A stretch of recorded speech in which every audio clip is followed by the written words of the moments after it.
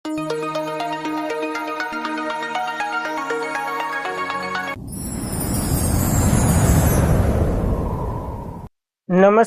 ગુજરાતના અધિકારી મિત્રો, આજે આપણે 30 જાન્યુઆરી 2026 નું મોસ્ટ ઇમ્પોર્ટન્ટ કરંટ અફેર સાથે સાથે જીકે અને જીએસ વિશે ચર્ચા કરવાના છે.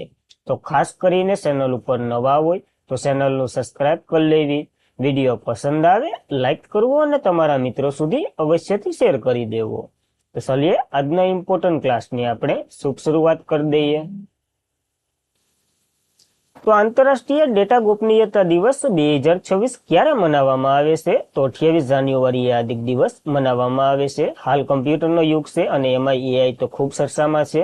તો આવા ડેટા ગોપનીયતા, આપણું ડેટા સુરક્ષિત રહે એના માટેનો એક મહત્વનો દિવસ છે, તો આપણને યાદ રાખવો જોઈએ. આંતરરાષ્ટ્રીય ડેટા ગોપનીયતા દિવસ દર વર્ષે 28 જાન્યુઆરીએ ઉજવવામાં આવે છે. આ દિવસ વધતી જતી ડિજિટલ દુનિયામાં વ્યક્તિના ડેટાનું રક્ષણનું મહત્વનું પ્રકાશિત કરે છે. અને 2006માં જે કન્વેન્શન થયું હતું ને, 108 સભ્યોએ હસ્તાક્ષર કર્યા હતા, એની જ યાદમાં ડેટા સુરક્ષાનું પ્રથમ કાયદેસર રીતે બંધન કરતા આંતરરાષ્ટ્રીય સંધિ ગણવામાં આવે છે અને એટલે જ આ દિવસ ઉજવવામાં આવે છે. આ દિવસ સરકારના ડિજિટલ પ્લેટફોર્મ અને નાગરિક સુરક્ષા જે વિશ્વસનીય સત્તાને ડિજિટલ ઇકોસિસ્ટમ બનાવવા અને તેમની સહિયારી જવાબદારીને માન આપે છે.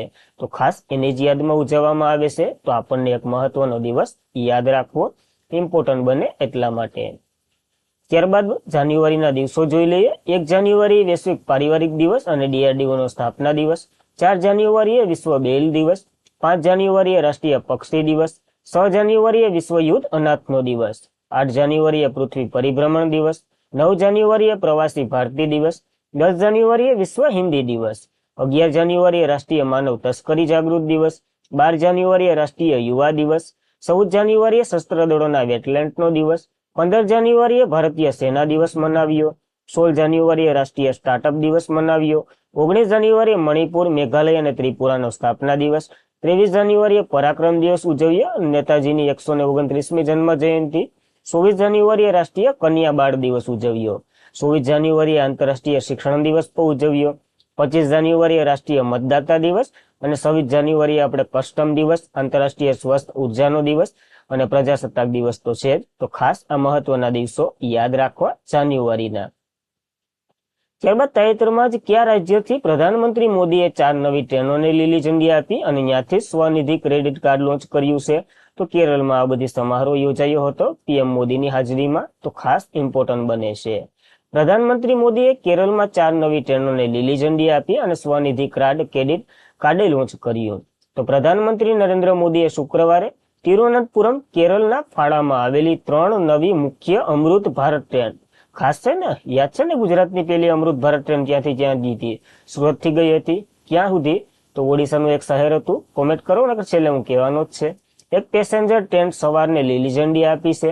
નરેન્દ્ર મોદીએ રાજધાની પુથારી કંડલ મેદાન ખાતેથી સવારે 11 વાગ્યે વિડીયો કોન્ફરન્સ દરમિયાન આ ટ્રેનોને લીલી ઝંડી આપી છે. સમારોહ પછી તરત જ તિરુવનંતપુરમના તાંબકર અમૃત ભારત એક્સપ્રેસ જે તિરુવનંતપુરમ સેન્ટ સ્ટેશનથી રવાના કરી છે અને અહીંયા જે 4 ટ્રેનો રવાના કરી છે એની વાત કરી લઈએ. નાઇક્રુએન મંગરુ અમૃત ભારત એક્સપ્રેસ જે તિરુવનંતપુરમ સેન્ટર સ્ટેશનથી લોન્ચ કરી. તિરુવનંતપુરમ સંપાપોલી અમૃત ભારત એક્સપ્રેસ જે તિરુવનંતપુરમથી 9 સ્ટેશનો માટે લોન્ચ કરી છે. અને ત્રિશુર જે ગુરુવાયુ પેસેન્જર ટ્રેન જે ત્રિશુર સ્ટેશનથી ત્યાંથી લોન્ચ કરવામાં આવી છે. તો ખાસ આ મહત્વની 4 ટ્રેનો છે. એકવાર મેં રિવિઝન કરી દીધું, એકવાર તમે રિવિઝન કરી લેજો એટલે નામ આસાન થઈ જાય, કારણ કે કોઈ નામ નો સાંભળ્યા હોય ને એવા નામો છે તો યાદ રાખવા.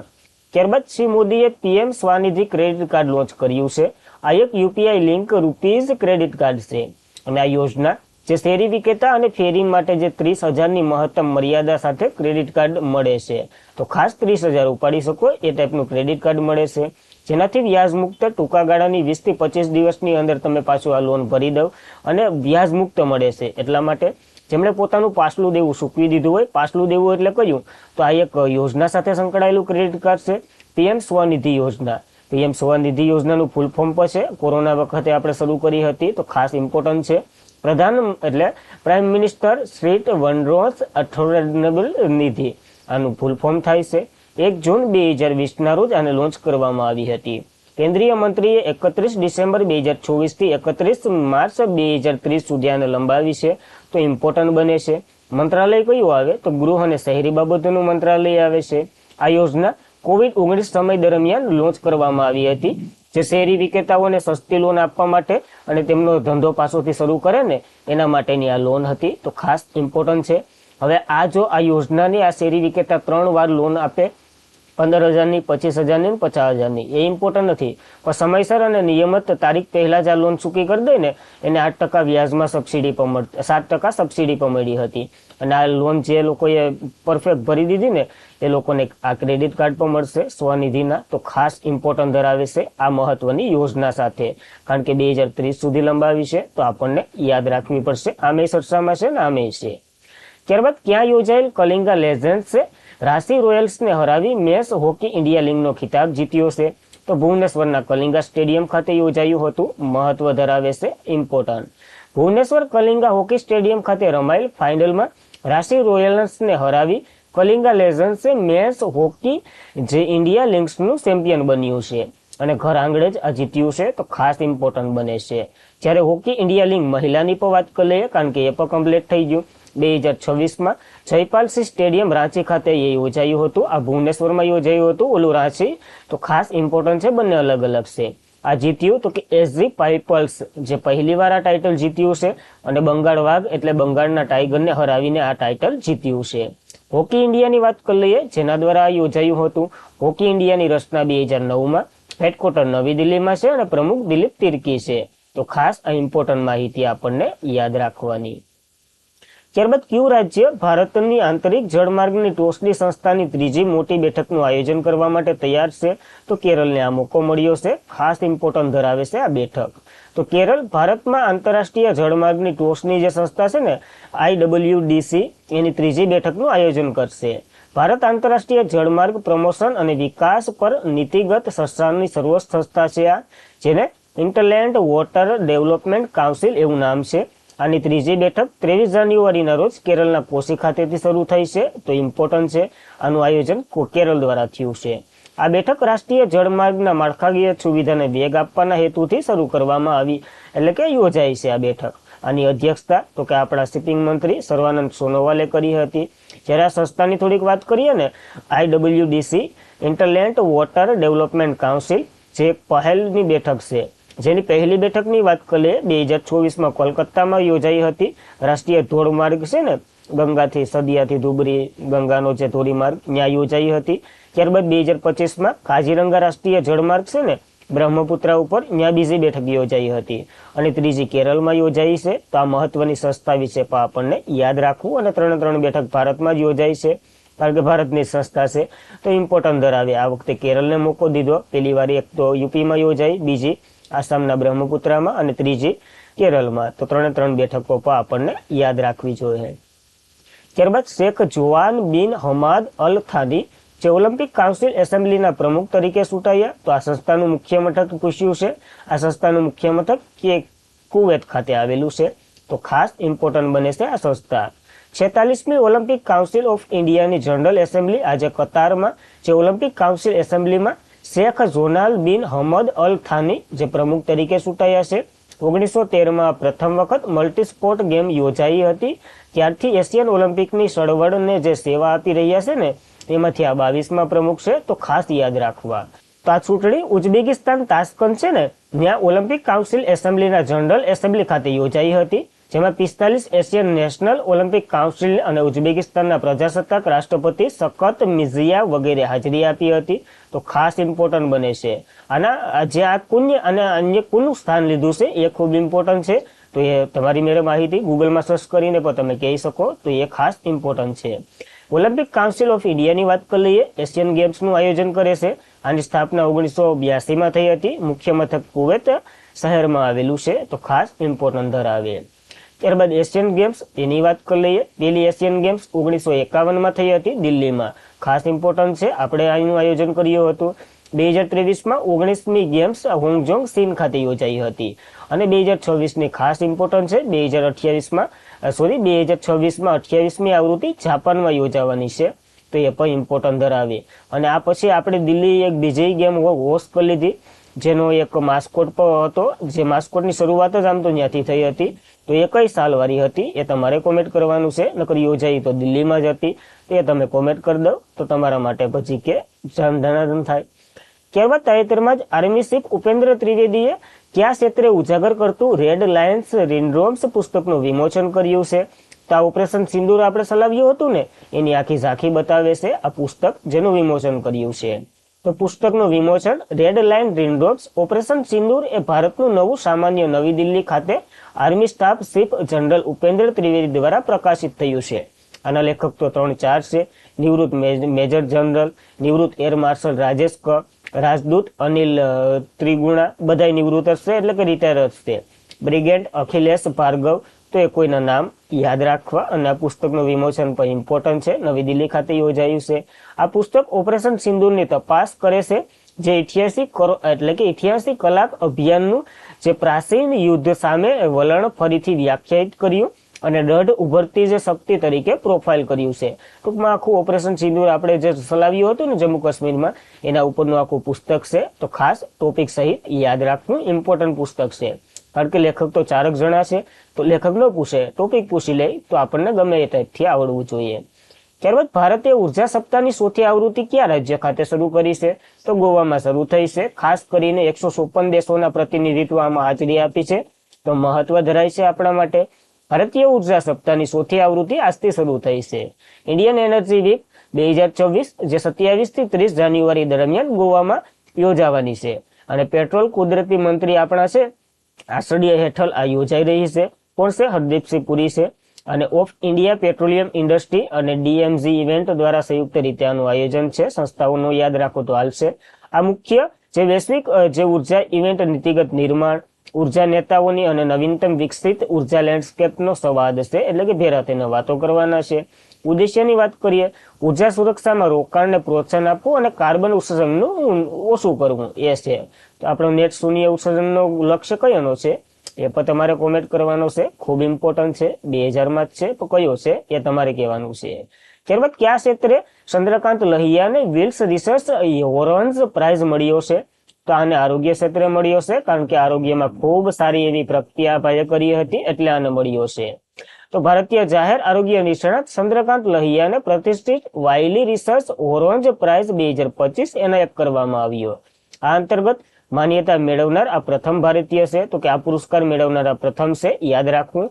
વર્લ્ડમાં તો 5 વ્યક્તિને મળ્યો છે, પણ ભારતના આ એક છે, તો આપણા માટે ઇમ્પોર્ટન્ટ છે. ડોક્ટર લહિયા એક આરોગ્ય નીતિ સંશોધક અને શિક્ષણવિદ, તબીબી વ્યાવસાયિક છે. તેમણે અગાઉ વિશ્વ આરોગ્ય સંગઠનમાં પણ સેવા આપી છે. વર્લ્ડ હેલ્થ ઓર્ગેનાઇઝેશન પર એ સેવા આપી રહ્યા છે, તો ખાસ ઇમ્પોર્ટન્ટ બને છે.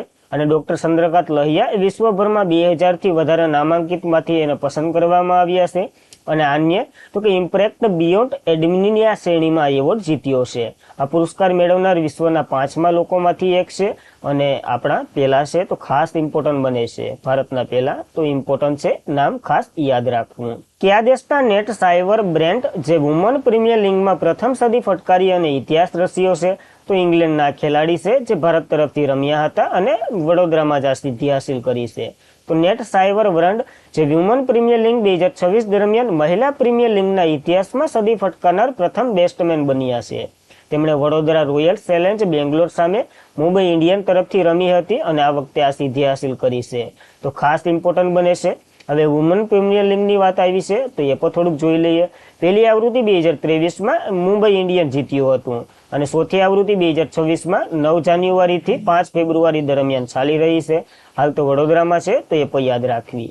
અભિષેક શર્માએ ન્યુઝીલેન્ડ સામે ત્રીજી T20 આઈ 14 બોલથી અડધી સદી ફટકારી અને આ સિદ્ધિ એટલે કે અડધી સદી ફટકારનાર બીજા ભારતીય બોલર બન્યા અથવા તો બેસ્ટમેન બન્યા છે.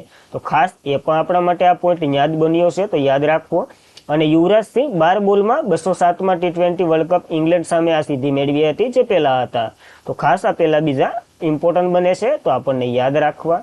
ત્યારબાદ કઈ સંસ્થાના ભૂતપૂર્વ પ્રમુખ ઇન્દ્રજીત સિંહ બિંદ્રાનું અવસાન થયું છે? તો BCCIના ભૂતપૂર્વ પ્રમુખ રહી ચૂકેલા છે આ ભાઈ, તો ઇમ્પોર્ટન્ટ ગણાય આપણા માટે. તો BCCIના ભૂતપૂર્વ પ્રમુખ ઇન્દ્રજીત સિંહ બિંદ્રા જેનું નિધન થયું છે. ગઈકાલે 84 વર્ષની વયે અવસાન થયું. ભારતીય ક્રિકેટ માર્કેટના નવા યુગની શરૂઆત કરનારનો ફાળો આના નામે જાય છે.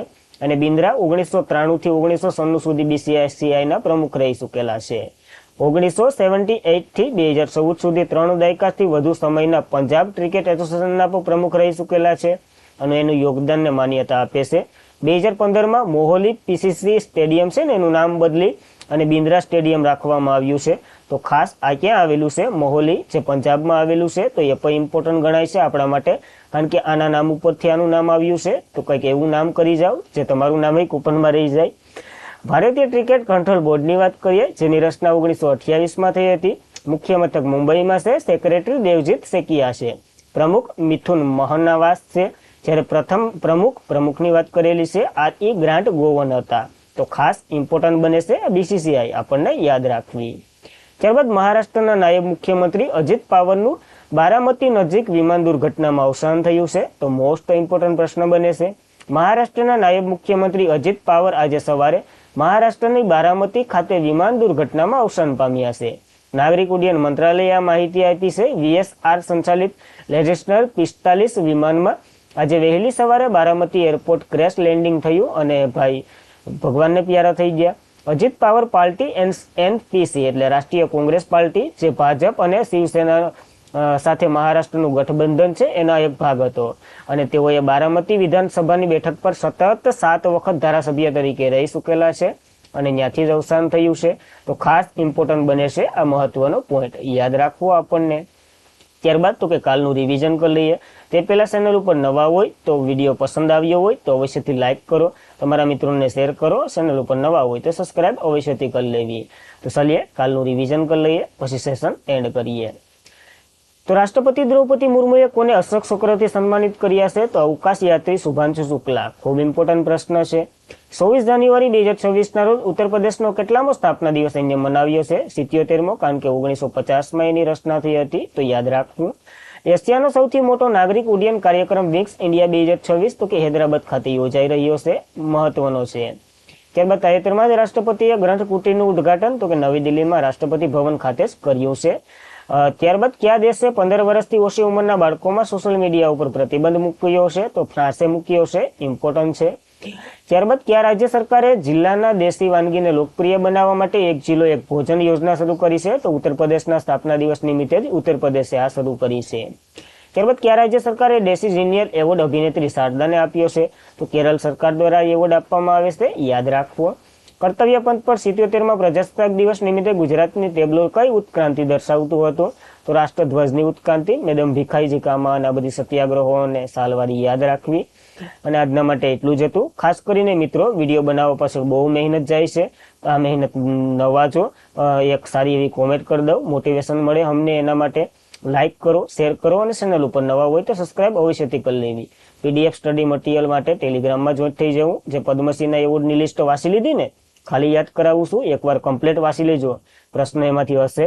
ખાસ 131 લોકોને મળ્યા છે તો ઇમ્પોર્ટન્ટ બને. અને ચેનલને અવશ્યથી સબસ્ક્રાઇબ કરી લેવી. તો બસ આજના માટે એટલું જ હતું. જય હિન્દ, જય ભારત, ધન્યવાદ.